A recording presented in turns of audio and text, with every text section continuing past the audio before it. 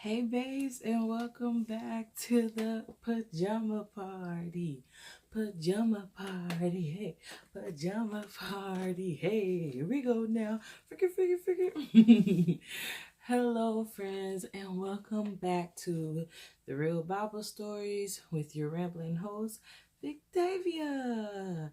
Hello on Acast if you're listening in. Hello on YouTube. It's nice to see your beautiful face again. Guys, first of all, for starters, did you guys have a great weekend? Did you guys do so many fun things? I hope so. I hope you also had a great week. I hope that it's been everything you wanted and more, because we are all looking for good vibes and sunshines. With that being said, it is karaoke time. Yeah. No, but with YouTube cracking down on copyright claims and stuff, I see I'm gonna have to shorten up my songs. So I'm gonna sing a little snippet of The Story I'll Tell by Maverick, because I just don't want to get copyrighted claimed again. I got copyright claimed on Alleluia, and I really liked that episode, so I didn't want to take it out. I didn't want to mute that part. I should have just cut it out, but I worked hard on those edits. So you live and you learn. I ain't hunting for it anyway, but here we go. And all that is left is highest praises. So sing hallelujah to the Rock of Ages, and I'll testify of the battles you've won, how you were my portion when there wasn't enough. As you've parted the ways that I've walked. Oh, my God, didn't I fail? Oh, is the story I'll tell, 'cause I know it is well. Singing, oh, is the story I'll tell. I'm gonna get to why this is our song for the week, but first, if you can, please bow your heads, close your eyes, listen in. It's prayer time. But Lord, thank you for leading me back here before your people again for another night. Thank you for everything that you started in me. Thank you for this journey. Thank you for this opportunity. And though I was resistant at first, thank you so much for even giving me this idea to do it. I've been freed. I believe I've helped other people, Lord. So it is well. I don't mind bearing my all for you. And I just asked on tonight, as I speak to your children, that you fall afresh on me. Forgive me for my sins, Lord. Use me the way you see fit. Speak through me, Lord. I ask for blessings of all those listening or watching in right now, Lord, that you would just touch every area of their life, Father, that you would put yourself in the midst and just work out their situations. Please let them always know that you are there, you're close by them, that you will never leave nor forsake them. This is my prayer, our prayer. In Jesus' name, amen. So, guess who we're talking about tonight? I'm excited. I'm very, very excited. We're finally gonna dive into Peter. I've been thinking about what I wanted to talk about and who I wanted to use tonight, and I was like, you know what? Or the Lord was like, your boy Peter, and I was like, right on, because I haven't talked about Peter, and I have a love for Peter. I was trying to explain to my grandma that Um, there's this show out called The Chosen. Y'all, I am in love with Peter. I am in love with that man. And just even in the Bible, like Peter, he is just so much, but I guess because I see so much of myself in him, like probably the most out of everybody. Peter is my guy, you know, like he was the first one I wanted to talk about. I included him in some of my first episodes, and he's just a wicked dude. Like I don't care what nobody say. Peter is that guy. He's that dude. So I am just gonna read you guys a few things about him.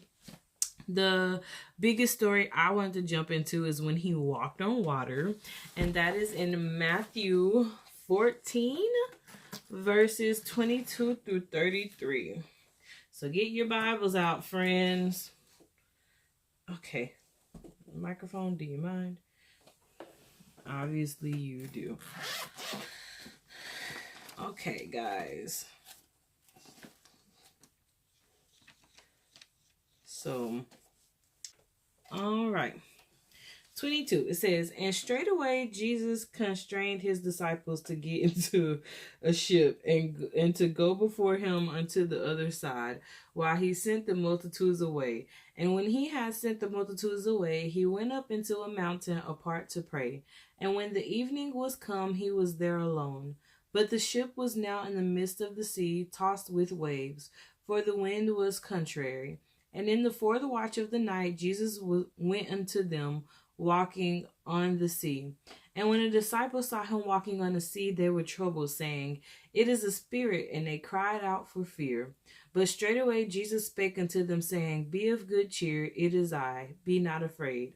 And Peter answered him and said, Lord, if it be thou, bid me come unto thee on the water. And he said, Come. And when Peter was come down out of the ship, he walked on the water to go to Jesus. But when he saw the wind boisterous, he was afraid, and beginning to sink, he cried, saying, Lord, save me. And immediately Jesus stretched forth his hand and caught him and said unto him, O thou of little faith, wherefore didst thou doubt? And when they were coming to the ship, the wind ceased. Now, I remember I used to hear a lot, and even I said it like before, why did Peter get afraid, you know? And I think I said this last week or the week before, but to paraphrase, I had this dream once upon a time where I was walking on pool water. I saw my mom do it. She was walking on the water like it was nothing. It was like glass water. Then I got up and I tried to walk on water, and guess who fell? Me. So I can't really talk about Peter too much, because in my dream, no, I had to try it again. The second time I got it, but guess what? So did Peter. And people, I feel like, misjudge him because he fell, but I'm pretty sure that was a scary thing. I am pretty sure. Listen, last night I was looking out my window, okay, and it was raining and it was cloudy and winds was like whipping left and right. Caught him my whipping, yeah. I'm sorry. I got caught up, but I did not even like that. Like I was like, oh, let me shut the window because this is not something I want to see. So I can only imagine like getting on the water, being like, here I come, Lord. You know, and first of all, they were afraid because they didn't recognize Jesus. And you know, I would have been petrified. Have you ever looked at something and it looked terrifying? You had to look again to calm yourself down.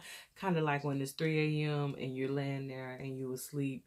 And then when you open your eyes and you look into a corner, it's a shadow. But when you turn your light on, you realize it's your coat or something like that. You know, things happen. And I mean, in Peter's case, I admire him because he was the only one who was like, I want to do that. I want to come out there and be where you are, you know, and I'm pretty sure Peter was doing great. I am a firm believer that Peter was getting it in, you know, and it's like, as soon as he got afraid and started to sink, as soon as he took his eyes off Jesus, the Lord didn't, the Lord didn't rebuke him.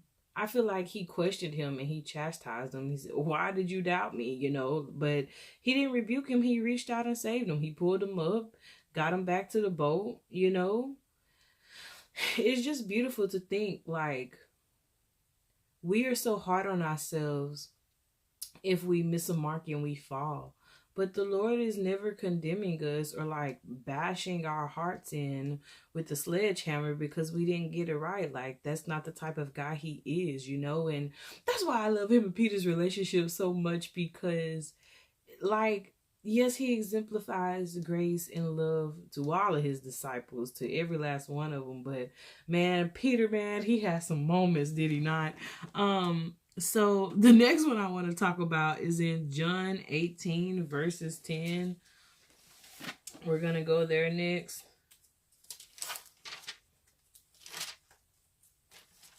Okay, so 18.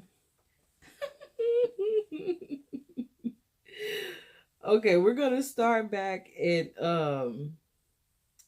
number, well, here, we'll just read all of it. It says, starting at verse 1, when Jesus had spoken these words, he went forth with his disciples over the brook Cedron, where there was a garden, into which he entered, and his disciples. And Judas also, which betrayed him, knew the place, for Jesus oft times resorted thither with his disciples. Judas then, having received a band of men and officers from the chief priests and Pharisees, cometh thither with lanterns and torches and weapons. Jesus therefore, knowing all things that should come upon him, went forth and said unto them, Whom seek ye? They answered him, Jesus of Nazareth. Jesus said unto them, I am he. And Judas also, which betrayed him, stood with them. And soon then as he said unto them, I am he, they went backward and fell to the ground. Then asked he them again, Whom seek ye? And they said, Jesus of Nazareth. Jesus answered, I have told you that I am he. If therefore you seek me, let these go their way, that the saying might be fulfilled which he spake, Of them which thou gavest me have I lost none. Then Simon Peter, having a sword, drew it and smote the high priest's servant, and cut off his right ear. The servant's name was Malchus. Then Jesus said unto Peter, Put up thy sword into the sheath. The cup which my Father hath given me, shall I not drink it? Now, in this one, it didn't say, but Peter cut the ear off, but Jesus put the ear back on the guy. He healed him and all of that jazz. But Peter was upset. Peter was like, y'all are not gonna take my guy. Like, this is my man. And y'all sitting here trying to take my best friend. Like, do y'all know who this is? And I did not know, or I didn't read clearly or closely, that as soon as Jesus said, I am him, they went backwards and fell to the ground. That's powerful. Jesus was like, I'm that dude. What you want with me? And I love it even more because as soon as they came up, Jesus already knew what it was. And he was like, what's the deal? Who are you looking for? It's just, I'm telling y'all, the Lord is he gangster, all right? I don't care what nobody say. He real. He real. You talking about keep it 100? Well, you got 100% of that man. He held nothing out. And I highlighted that verse. I guess I'll work my way through there. And then the last one is Matthew 16:18. We're jumping back to Matthew, friends. Matthew 16:18.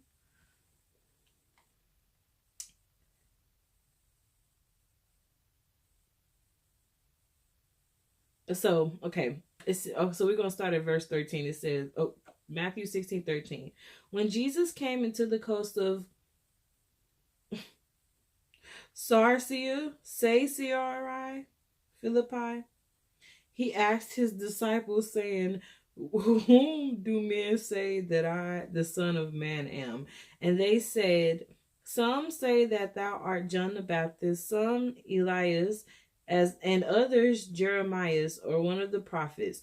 He said unto them, But whom say ye that I am?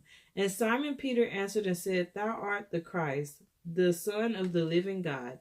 And Jesus answered and said unto him, Blessed art thou, Simon Bar-Jonah, for flesh and blood hath not revealed it unto thee, but my Father which is in heaven. And I say unto thee that thou art Peter, and upon this rock I will build my church, and the gates of hell shall not prevail against it. And I will give unto thee the keys of the kingdom of heaven, and whatsoever thou shalt bind up on earth shall be bound in heaven. Whatsoever thou shalt loose on earth shall be loosed in heaven. Then charged he his disciples that they should tell no man that he was Jesus the Christ. So he told them, like, shh, keep it on low. Don't nobody got to know, okay, who I bees when I bees it. That is totally not proper English. Do not tell my mom that I said that. If she watching, I love you, baby. But,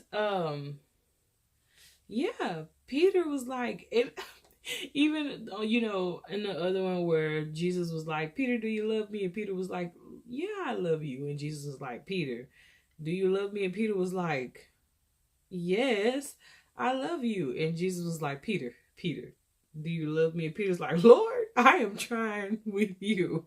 Yes, I love you. Peter, I'll tell y'all, he is such a funny guy to me. I mean, and I giggle sometimes at the Bible because how it's worded. Like, when I read it now that I'm older, it's just kind of funny, like how they acted back then, you know? And I chose Peter because, like I say, I can see Peter in myself. I have wanted to have bold faith before, and I've been afraid of things. I didn't always have courage. I've kind of ran from moments, and, you know, even I remember when I was first going to get prophesied to, I was so afraid to get out the out the pews, because I didn't think he was talking to me. I just didn't. I remember I felt like this heavy weight on me, and I was just like, because I had told myself I would go pray, you know, go up there if the guy had called for me specifically. And while he was waiting and other people went, there was just this little nudging, and I was finally like, okay, I gotta get up, like I gotta go. And when I got up there, the guy was like, you are an ambassador for Christ. That's why it was so hard for you to get up here and come up here. That's why you've been fighting so hard. And that was one of the first scariest things I ever did, because I had just recently dealt with suicide, or not suicide, but dealt with like the attempts of it and everything. And I was really afraid, you know, and I think about like a lot of opportunities that I've missed, and a lot of my life that I've held out because I've been afraid. You know, I say I trust God, but when it is time for the actions and the reactions, it don't always look like what my mouth say, you know. And faith without works is dead. And, you know, I don't want to be a person who just talks the talk. I want to walk the walk too, you know. So I have been like that before, and I've been mad enough. Y'all, I used to really get into it with one of my college professors, a few actually, about the Bible too. One of them, he just made me mad because he told me the Red Sea was more like a river. And don't discredit my God, like, you know. And it looks like whenever he was saying stuff about the Bible, he looked like right at me, and I'd be like, oh, you want the smoke? Because I'll argue about it. But that was before I really realized, like, it doesn't matter, you know, what they say. It's just talk. Like, if that's what he believes, that's his prerogative, you know. And who's going to say anything to him about it? Like, he's just wrong, and you can't beat nobody up for their opinion, you know, like Peter, because if I could slice and dice ears off that day, I probably would have too. So, you know, I've had anger behind God before, and you know, and I guess because I felt like Jesus needed defending, and I don't know why I feel like he needed defending. Like, I'm the one that needs defending. Like, he has to defend me because I cannot handle things on my own. But yeah, y'all, I wanted to fight that man behind my Lord. And even certain just little things now, if I am not careful, I will get set off in a heartbeat. And then finally, with the Lord telling Peter he was going to build his church, the Lord has promised me things, and I'm not going to reveal them till it comes to pass. But one thing was Korea. I knew I would go because that was our deal. You know, I promised him if he opened up the steps, I'd go. And he told me I was going. Like, I knew this time that it was for me. And then, like, little things kept trying to happen, you know, on the way up there. I think it was like 3 total things that happened. My background check and my apostle didn't have a seal. It got denied in Austin, so I had to send it to California. And then when I got it from California, the seal wasn't on it. There was an issue with the fingerprints. You know, it was just, and then after all of that happened, I couldn't go to orientation on time because of the fact that like all my documents was in Korea. Oh, my documents had got lost in the post office, and they're calling me, asking me like if I could track it down. And I'm like, okay, but you don't understand. The post office is saying once it is in Korea, there is nothing I can do about it. So y'all, I'm telling you, the Korea was an experience for me. And it felt like on every hand there was adversities and troubles, but my Lord prevailed. He did it for me. No ands, ifs, or buts. He gave me something I wanted. For 3 days, I taught English. I taught English in Korea. And so, like I said, that was one of my big life goals.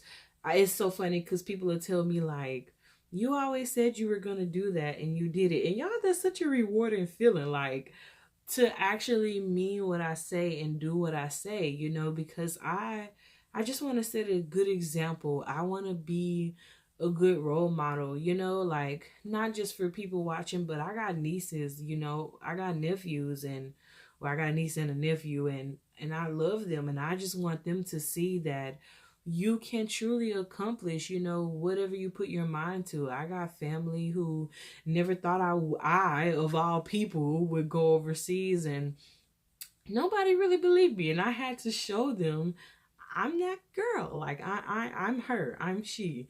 But with that being said, I would also like to say this is the finale of the first season. And I chose Peter because though he messed up, in the end, he managed to get it right. You know, even through all his shortcomings, they were teaching him lessons. They were just lessons that the Lord used. And Peter was unstoppable. Peter was unshakable. And if I'm not mistaken, he told them to crucify him upside down because he knew who the King of Kings was, you know, and it is just so inspiring. And y'all, I honestly feel so much with this episode. I feel like I've arrived at my starting point, if that makes sense. Like, yes, I'm finishing up a season 1 and I started this 10 weeks ago, but I committed to doing this for the first time in my life. And it's something I've always wanted to do. But I always made excuses. I didn't have time. I didn't have the right headspace. I didn't have equipment or whatever have you. And, you know, just all these little excuses. And I was afraid to do this. And I did not think when I was first ever thinking up of a podcast that it would turn out into this. But I am truly grateful because I know it means something. And I kind of feel like I want to put a little memento here for future me, but keep going because you did it. You achieved something not a lot of people get to say, you know, and it has been hard. You have lost friends. You've had to sacrifice things and really change, but you've grown so much in the 10 weeks that you've done this. And it is such a beautiful feeling to be able to look at myself and say, you are amazing. Excuse me, Jesus, you've done the damn thing. This is like, it is emotional for me. And I didn't really want to talk about it today. I've been trying to contain it, but I'm so excited. I don't even really have words. It's been 10 weeks of uncertainty, 10 weeks of talking about things that I'm still like, Lord, can I go take it down? 10 weeks of trying to find myself and work on who I am as a person and get over everything like awkwardly sitting in front of the camera and, holding up the mic and singing songs and cracking and all that and the other. And the Lord is good, guys. The Lord is merciful. And if you stick with Him, He will stick with you. I am a living testimony of what redemption looks like, what grace looks like, what love looks like. He has saved me from myself. He has been my friend. Jesus has been my everything. And I don't really know what this journey will bring. And I don't really know, like what next week looks like or what's going to happen from here. But I do believe that this is all for something. And I do believe big things are going to happen from this. Like, I expect it, I anticipate it, and I am just crazy enough to believe the Lord and His words. And so if I can just reach one or two people, then that is okay with me. So this is the finale.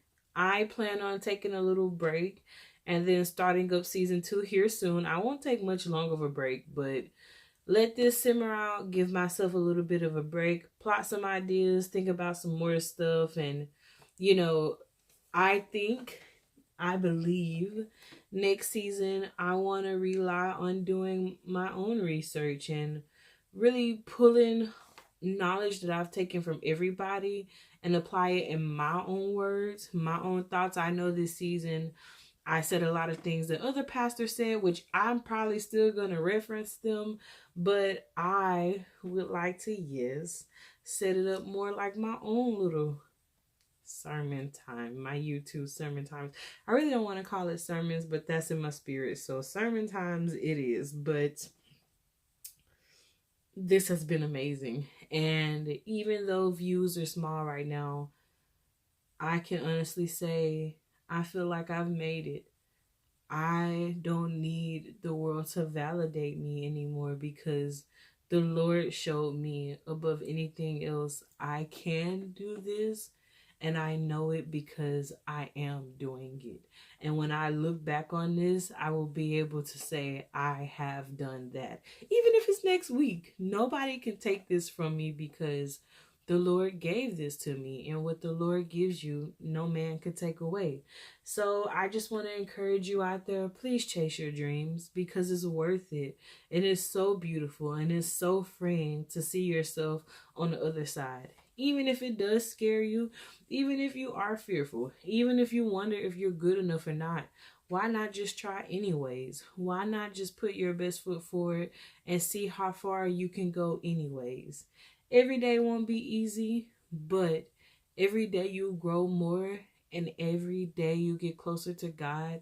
And that's where your rewards is. When He gives you those victories, when you can feel Him, when you can literally just reach out and know He's right here. His hand was in mine. Y'all missed it.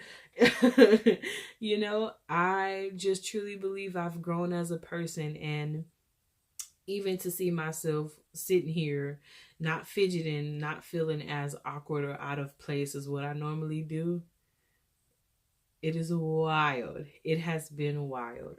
So I don't really want to be before you long. This episode was a little bit more short and sweet. And really, like I said, just the momentum for future me. I don't know what it looks like. I don't know what kind of shenanigans the Lord is about to take us through or what we're about to get into. But I do know, as of now, I'm telling you, season 2 is a go. And I can't wait to get back in front of you guys and just talk to you about some more things and share my own stories. I know we've had some rough stories here. Some things that probably are a little triggering and probably made you a little uncomfortable. Imagine how I feel because I was bearing it all. And even when I had to bear those stories and say those uncomfortable things, I had a bunch of what ifs. What if people don't believe me? What if they think I'm lying? What if I get judged? What if? But then the Lord was like, so what if? What you gonna not do what I told you because you're worried about what somebody else said? And not only that, but I don't want to live a life like that. I don't want to be so caught up and consumed and worried about what everybody else thinks about me and what I'm doing, because there's always going to be people who hate you and conspire against you, because sadly we are not fighting humans. We are fighting spirits and principalities and high places. And when you are chosen, when you are loved by God, you have a target on you. And so, I just try to keep him close and let him lead the way. Y'all, I honestly don't even know what a future is anymore, because everything I've ever planned for myself, the Lord has put a pause on all of it. Every last single thing. So now it is just a day-by-day lifestyle. I get up in the morning, I plan out what I'm going to do, and if it doesn't happen, then okay, we'll just have to adjust, because I know regardless of anything, the Lord is going to see me through, see us through, because you're on this journey with me. But until I see you guys again, please make sure to like, subscribe, comment down below what you would possibly like me to talk about, what you would like to read about or hear about maybe. I already know of a few stories that I want to dive into next season. And even with that, even I can admit I've been a little afraid to set up my own sermons, because I don't want to sound dumb, because I'm like, Lord, I am not a preacher nor a teacher of your word. Really, I just got your word, so I don't feel that wise, but yet you got me up here doing this. So I mean, obviously he knows something that's in me that I don't even see in myself. But if I can help put things in my own perspective and my own words in a way that helps somebody and frees them, I'm all for it. So I hope you guys have an incredible weekend, an incredible few weeks until I see you again. Please remember always that the Lord bless you and I love you. Have a great night, guys. Goodbye.